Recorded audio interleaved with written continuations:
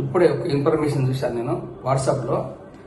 ఇది స్కూల్ పిల్లలు కానీ సాఫ్ట్వేర్ కంపెనీలు కానీ షూలు ఒకసారి దులుపుకొని చూసుకొని వేసుకోవాలి.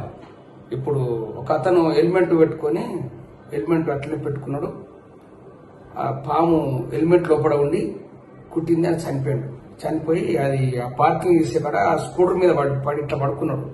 లేదో పడుకున్నారని సాఫ్ట్వేర్ కంపెనీ వాళ్ళు ఇంకా కొలీగ్స్ ఉంటారు కదా, వాళ్ళ ఉన్న కొలీగ్స్ వాళ్ళందరూ, ఆ కొలీగ్స్ అందరూ చూసే వరకు అది పడిపోయాడు. అది హెల్మెట్ తీస్తే హెల్మెట్లో పాము ఉంది, నాగు పాము. అందుకే జాగ్రత్త ఉండి వీళ్ళు హెల్మెట్ కానీ స్కూల్ పిల్లలు కానీ, ఇంతకుముందు ఒకసారి స్కూల్ పిల్లలకు మన స్కూల్ లోపల అది తేలు కుట్టింది బాబు. అప్పుడు అక్కడ తేలు కుట్టి ఆయన కూడా చనిపోయాడు. ఇది చాలా వరకు జరిగిన విషయం.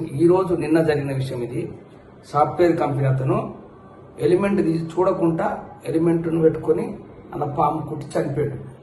జనం అప్పుడు ఆయన హాస్పిటల్కి తీసుకొని పోతున్నారు. ఆల్రెడీ చనిపోయే ఉన్నాడని చెప్పారు ఆల్రెడీ.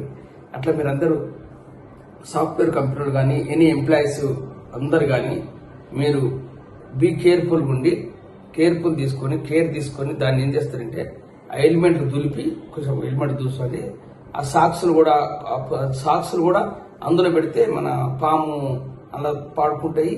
ఇక వేరే తేలు కూడా పడుకుంటాయి. అవి కూడా నేను కూడా ఒకసారి చూశాను. దులిపేసుకున్నాను. అలాగే చిన్న కప్పలు ఆ తేలు కూడా కింద పడ్డాయి. మనం నెగ్లెక్ట్ చేయొద్దు. మనది ఇది మానవ జన్మ దొరుకుడు చాలా అదృష్టం. ఈ జన్మలో మనం కొన్ని తెలిసిన విషయాలు పబ్లిక్ తెలిస్తే మంచిది. పబ్లిక్ తెలుసుకోవాలి. పబ్లిక్ దాన్ని పాటిస్తే వాళ్ళు మంచిది, ఆరోగ్యానికి మంచిది, కొద్ది రోజులు ఎక్కువ బతుకుతారు.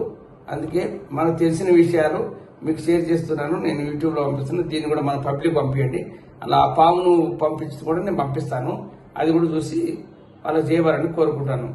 జై గోమాత, భారత మాతకు జై. ప్రజలందరూ క్షేమంగా ఉండాలని కోరుకుంటున్నాను. జై గోమాత, జై గోమాత, జై.